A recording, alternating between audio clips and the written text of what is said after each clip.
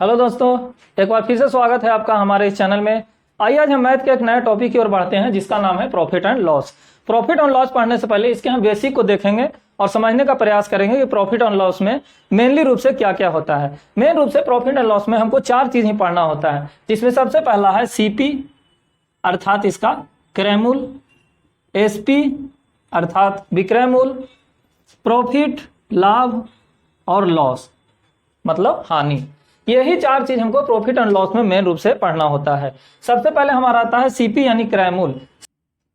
CP का मतलब होता है कि जिस कॉस्ट पर हम किसी वस्तु को खरीदते हैं। मान लीजिए हम किसी वस्तु को खरीदें या किसी भी पार्टिकुलर वस्तु या पेन है, मान लीजिए कोई पेन है, पेन को हम खरीदें 20 रुपया में। इसका मतलब है कि उस पेन का सीपी कितना हो गया, 20 रुपया हो गया। उस वस्तु का क्रय मूल्य कितना हो गया, 20 रुपया हो गया। एसपी का मतलब है सेलिंग प्राइस। सेलिंग प्राइस इसका मतलब जिस दाम पर हम वस्तु को बेच रहे हैं। अर्थात मान लीजिए 20 रुपए का कोई कलम हम खरीदे हैं, कोई कलम हम खरीदे 20 रुपए, उसको हम बेच रहे हैं 30 रुपया में, तो यह हुआ हमारा सेलिंग प्राइस मतलब विक्रय मूल्य।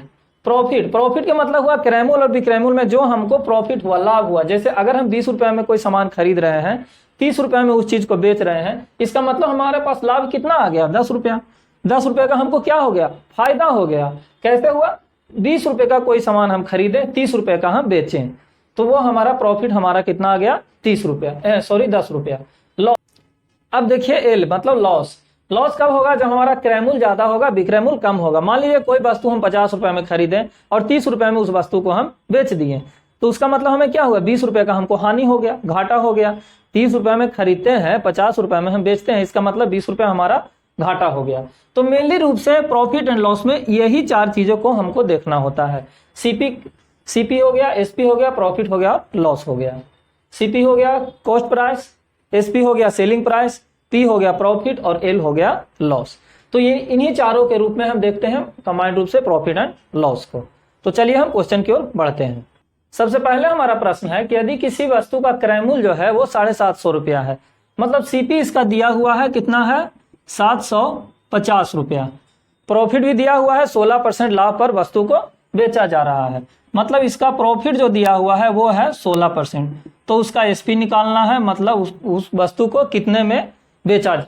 किसी वस्तु का क्रय मूल्य दिया हुआ है 750 और उसे 16% लाभ पर बेचा जा रहा है, तो उसका एसपी क्या होगा। सबसे पहले देखिए यहाँ प्रॉफिट कितना दिया हुआ है, 16%, 16/100 ये है प्रॉफिट। इस चीज को आप ध्यान से देखिए, अगर प्रॉफिट दिया हुआ है इसका मतलब यहाँ पर सीपी, एसपी और प्रॉफिट तीनों यहाँ पर हमको मिलेगा। कैसे मिलेगा, देखिए अगर किसी भी वस्तु का दिया रहे कि लाभ 16% है, 20% है, 40% है, इसका मतलब क्या होता है कि जो 16 रुपया है और ये 100 रुपया, 100 रुपये का वस्तु यानी 100 रुपया यहाँ सीपी है और ये प्रॉफिट कितना है यहाँ पर 16 रुपया है। 16%, 16/100, इसका मतलब हुआ कि उस वस्तु का क्रय मूल्य 100 रुपया है और उसका लाभ कितना है, 16 रुपया है। मतलब 100 रुपये क्रय मूल्य पर उस वस्तु का प्रॉफिट कितना है, 16 रुपया है। तो इसका एसपी कितना हो जाएगा, 116 हो जाएगा। एसपी सेलिंग प्राइस बराबर क्रय मूल्य प्लस लाभ होता है, तो किसी भी वस्तु का विक्रय मूल्य बराबर हो गया क्रय मूल्य प्लस लाभ, यानी 100 + 16। अगर इसको आप रेशियो में तोड़ें तो देखिए किस प्रकार से करेंगे। इसको 4 से तोड़ सकते हैं, 4, और इसको 4 से तोड़ेंगे हो जाएगा 25। तो देखिए जब हमारा क्रय मूल्य 25 हो जाएगा, यानी सीपी कॉस्ट प्राइस 25 है, तो प्रॉफिट हमारा कितना है, 4 है। इसका मतलब सेलिंग प्राइस कितना हो जाएगा, 29।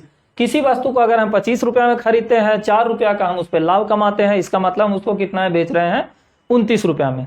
अब हम क्वेश्चन की तरफ चलते हैं। क्वेश्चन हमारा दिया हुआ है सीपी बराबर 750 रुपया। 750, यहाँ सीपी बराबर कितना है, 25। तो 750 का तुलना हम किससे कर देंगे, 25 से।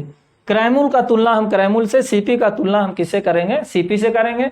निकालना हमको एसपी है, एसपी से हम इसमें गुना कर देंगे।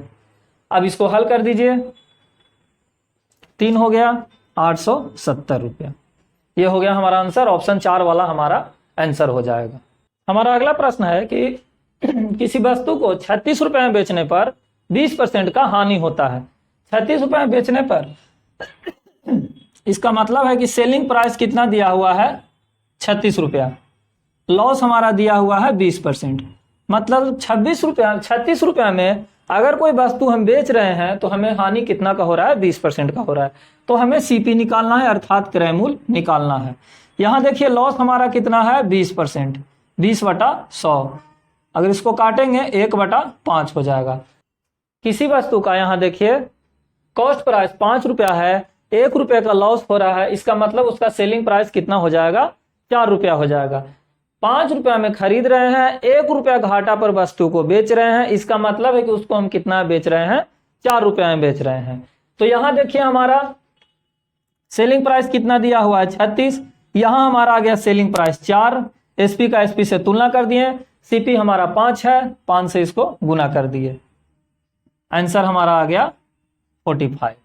आंसर हो जाएगा 4 नंबर। अगला हमारा प्रश्न है कि किसी वस्तु को 450 रुपये में बेचने पर 20% की हानि होती है, तो 20% लाभ प्राप्त करने के लिए वस्तु को कितना में बेचा जाना चाहिए। तो देखिए सबसे पहले हमारा सेलिंग प्राइस यानी विक्रय मूल्य दिया हुआ है, कितना है, 450 रुपया। यानी जब सेलिंग प्राइस 450 है तो हमारा लॉस कितना है, 20% का है। 20% का है, इसका मतलब कितना हो जाएगा, 20/100। इसका मतलब है कि सीपी अगर 100 रुपया है, क्रय मूल्य 100 रुपया है, तो उस पर हानि कितने का हो रहा है, हमको 20 रुपये का हो रहा है। तो विक्रय मूल्य कितना हो जाएगा, 80 रुपया हो जाएगा। 100 रुपये के वस्तु पर 20 रुपया हमको घाटा लग रहा है, इसका मतलब विक्रय मूल्य कितना हो जाएगा, 80 रुपया हो जाएगा। कोई 100 रुपये का वस्तु है, 20 रुपया लॉस में उसको हम बेच रहे हैं, तो हमारा विक्रय मूल्य अर्थात सेलिंग प्राइस कितना हो जाएगा, 80 रुपया हो जाएगा। तो 450 को हम तुलना किससे कर देंगे, यहाँ सेलिंग प्राइस हमारा 450 रुपया है, यहाँ सेलिंग प्राइस हमारा 80 रुपया आया। 450 को तुलना कर देंगे 80 से। निकालना हमको क्या है, 20% लाभ प्राप्त करना है। 20% लाभ प्राप्त करने के लिए 100 में 20 जोड़ देंगे, अर्थात 120 से गुना करेंगे। 120 यहाँ क्यों लिखे है, थोड़ा सा ये भी देख लीजिए। तो 20% प्रॉफिट है, 20% प्रॉफिट प्राप्त करने के लिए, 20% लाभ प्राप्त करने के लिए, 20% लाभ का मतलब है 20/100।